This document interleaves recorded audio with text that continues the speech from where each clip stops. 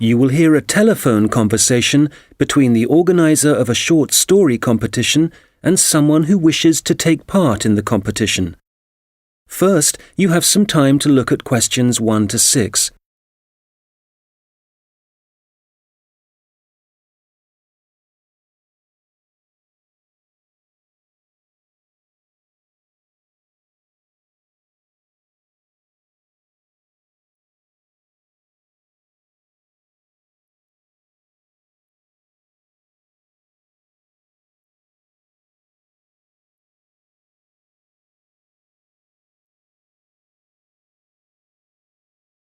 Good morning, Dave speaking. Oh, hi. I'm phoning about a short story competition. I saw an advert in a magazine and I was just calling to get some details. Yes, certainly. I'm the competition organizer, so I should be able to help. What kind of details are you looking for?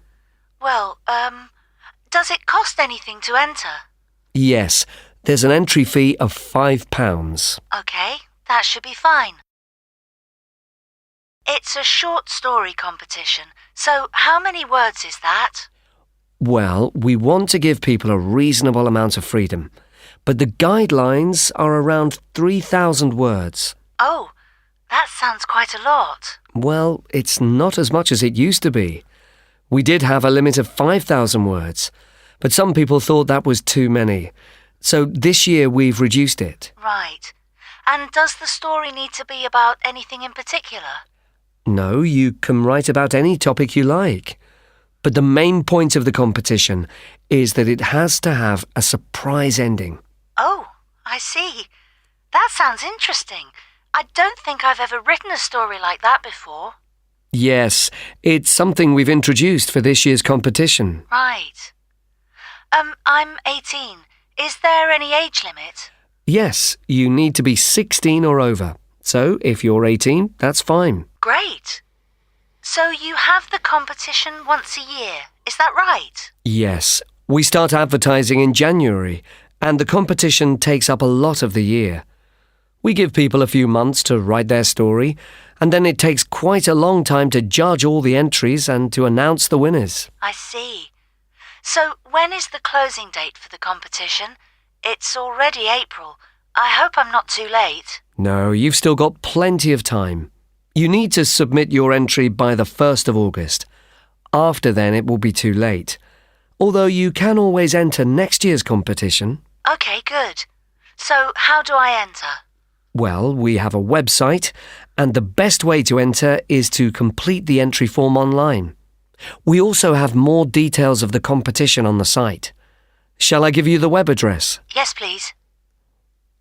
Okay, it's www.comp4ss.com. And that's the number 4, not the word 4. Okay, thanks. I've got that. So I can complete the entry form online, but how do I send the story? Do I print it out and send it to you? Well, you may want to print the story out so you can review it, but don't post it to us. When you've finished your story, you will need to email it to us. The email address is on the website I gave you. Okay, that's fine. Before you hear the rest of the conversation, you will have some time to look at the questions 7 to 10.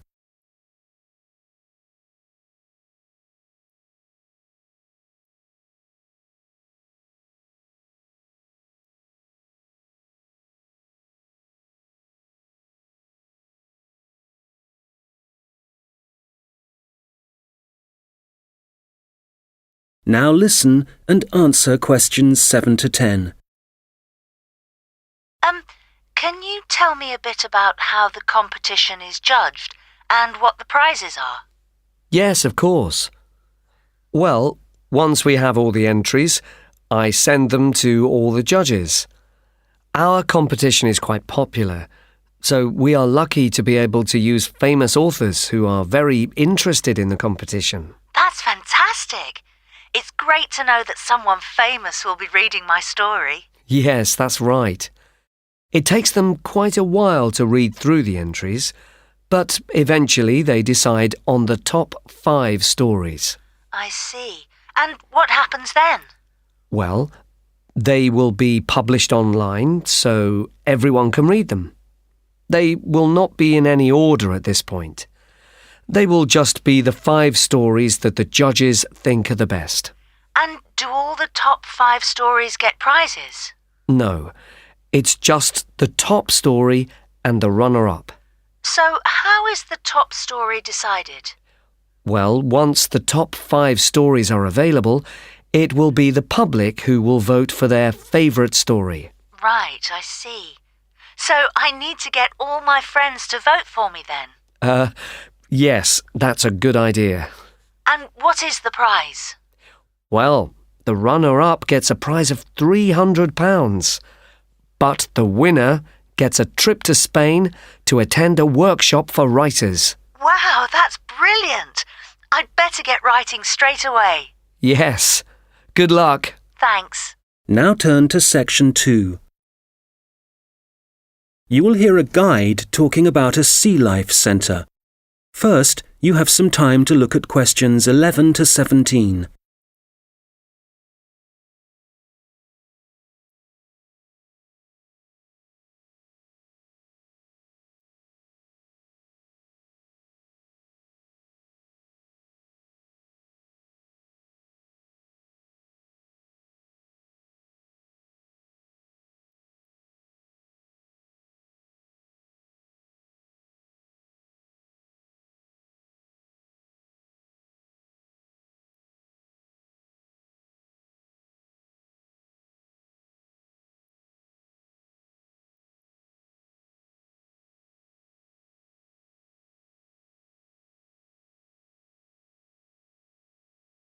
Okay, so hi everybody and welcome to the Sea Life Centre.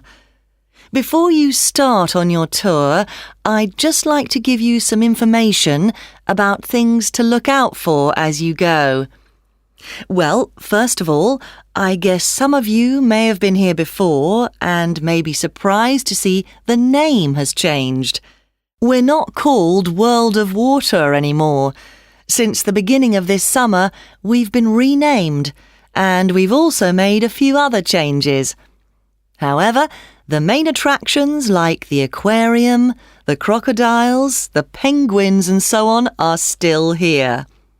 But we have a new restaurant and picnic area, and the latest thing that we have, and it was only finished last week, is the splash ride. This is an exciting new area of the centre and is pretty scary, and of course you do get a bit wet, so make sure you're not wearing your best clothes. As I said, the main attractions are still here, and the most popular thing that everyone wants to see is feeding time, especially for the crocodiles and the seals. We used to have the main feeding time in the afternoon at around 3 p.m, but we found that some of the animals got a bit hungry waiting until then, and so we now have it at noon. They seem much happier with the new time, although it's a bit difficult to know what they're thinking. Now, I'd like to mention something new that we've introduced this year that we're very excited about. It's called a VIP ticket. The VIP ticket costs an extra £2 per person, and you will be amazed at what it allows you to do. With this, you'll be allowed to feed the sharks. Now, I know that for some people, this might be quite a frightening thing to do, but it is perfectly safe. For those of you who are a bit unsure, we do have a video you can watch to see what happens. It's a great experience, and your friends will be very impressed. Speaking of friends, I'd just like to remind you that the Sea Life Centre will be more than happy to organise a birthday party for you and your family and friends. If you need more details, You can speak to me afterwards, and there are also forms at the entrance that you can fill in. I'd also like to bring your attention to the good work that the Sea Life Centre is doing in support of animal conservation.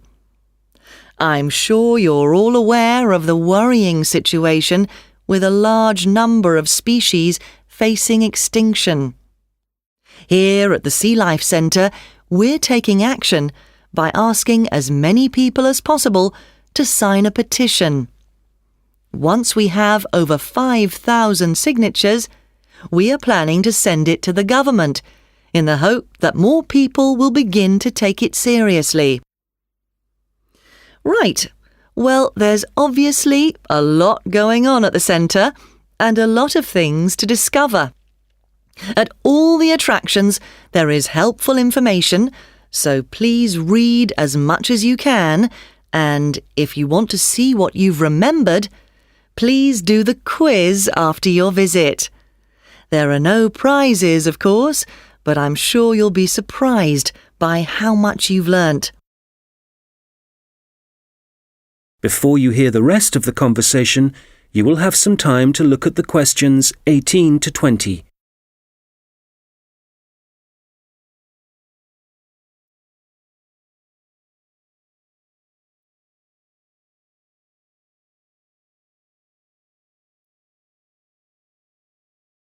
Now listen and answer questions 18 to 20. So, before I leave you all to start your tour, I've just got a few tips. There are a large number of attractions, and you may not have time to see them all. Of course, there are the old favourites like the aquarium and the crocodile cave, but if you don't have time to see everything, make sure you visit Turtle Town, which is beyond the aquarium and the seal centre. This is very special and has a large number of endangered species, and as it's at the far corner of the Sea Life Centre, it often gets overlooked. I also have to apologise for the Penguin Park. This has needed some urgent work to be done, and so will not be open for the next week.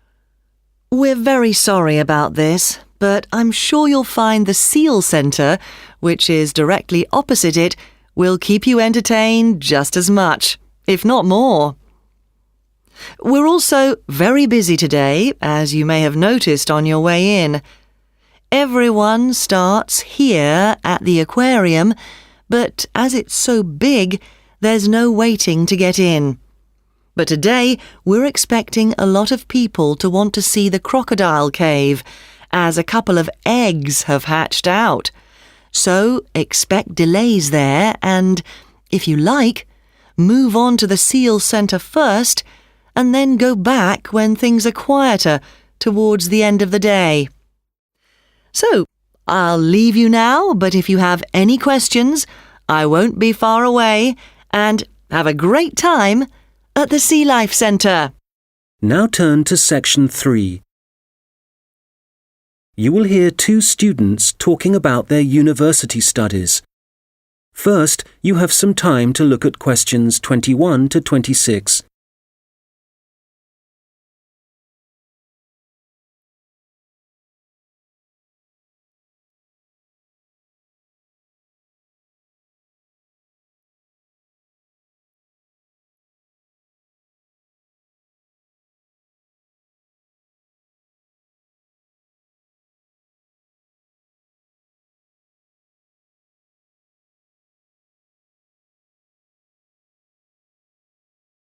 Oh, hi, George. How's it going? Hi, Martina. It's going well. How about you?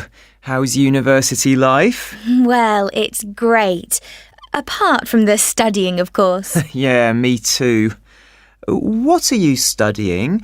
I seem to remember that you were going to do art. That was your best subject, wasn't it? No, not really. I just liked the teacher. He was French and had an amazing accent. My favourite subject was history, but I couldn't see what career that would give me. Ah, right. So what did you choose? Well, I found it really difficult to decide. I was really good at science, but I must admit, I never really enjoyed studying it. So, in the end, I decided to opt for English, which was my second favourite subject, and I thought it would be more useful to me than studying anything else. So, that's what I'm doing. How are you finding university? Well, it's a bit of a challenge, I suppose.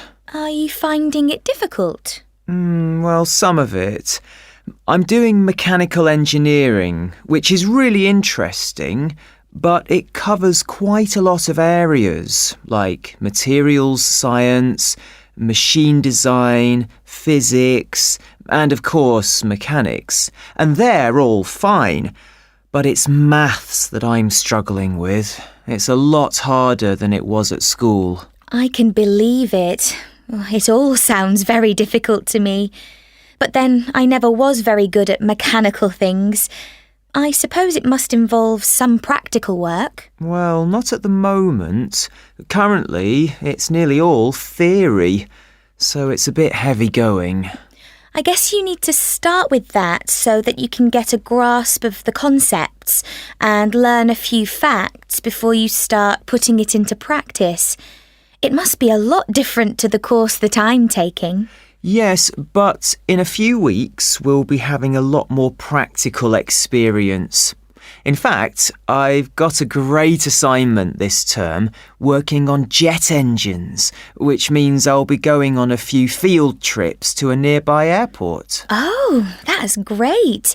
It sounds like you're going to be very busy. Yes, I'm not sure how I'm going to cope with the work. We have a lot of lectures, and that's fine. The lecturers are very knowledgeable, and I learn a lot from them. But we also have a lot of seminars, and I find with so many people expressing their views, it can get quite frustrating. It would be better if we didn't have so many of those. Yes, it's the same for me.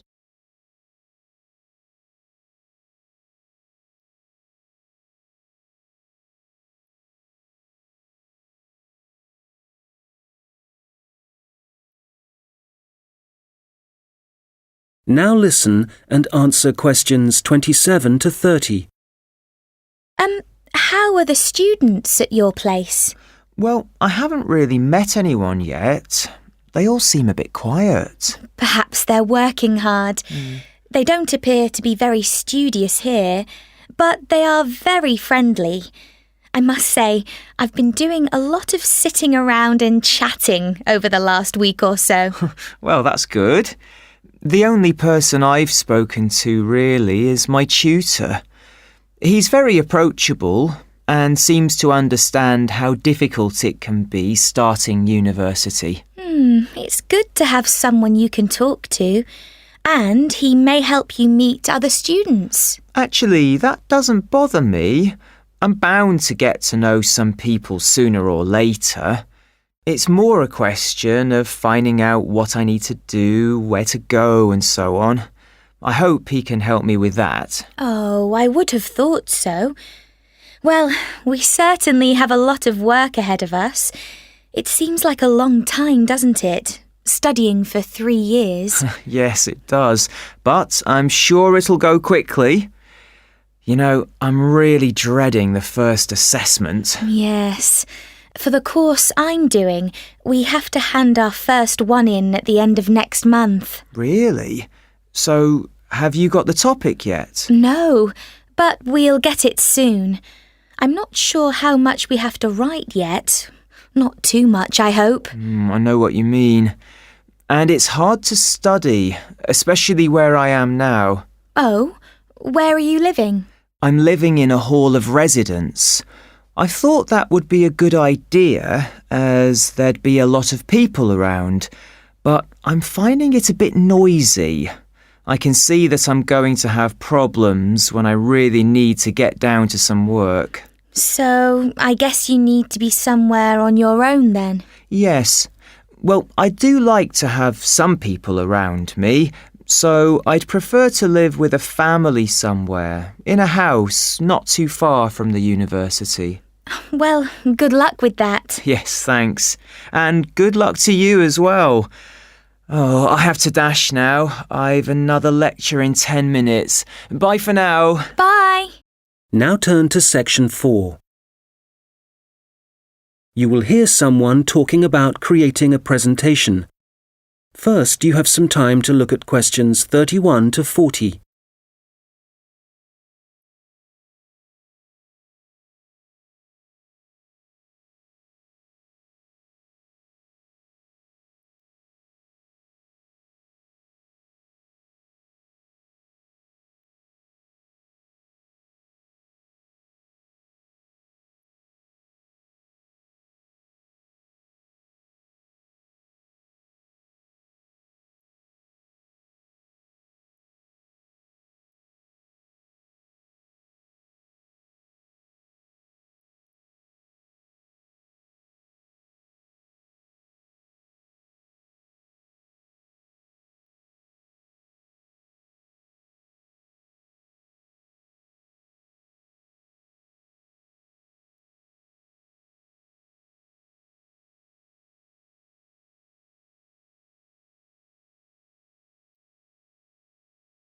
Now listen carefully and answer questions 31 to 40.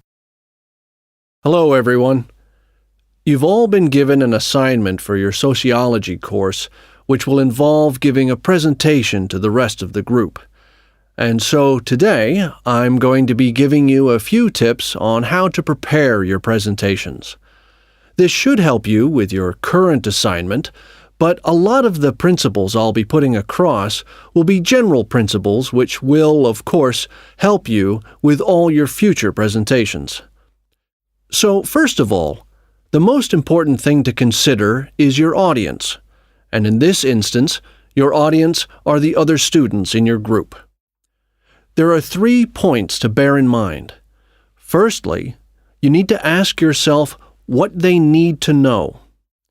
Secondly, it's useful to consider whether they'll be supportive or not. And thirdly, will it be a small group, say 3 or 4, a moderate gathering of 20 or so people, as for your current assignment, or will there be hundreds of people?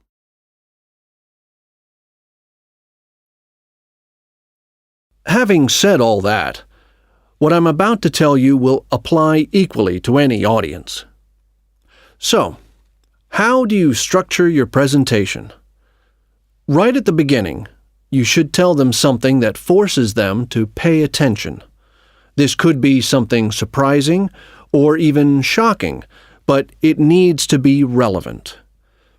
After that, you need a list of items or topics showing them what you'll be covering, rather like an agenda.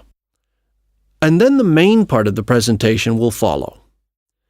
This main part will be the detailed information you'll be presenting and could include facts, statistics, personal experiences, etc.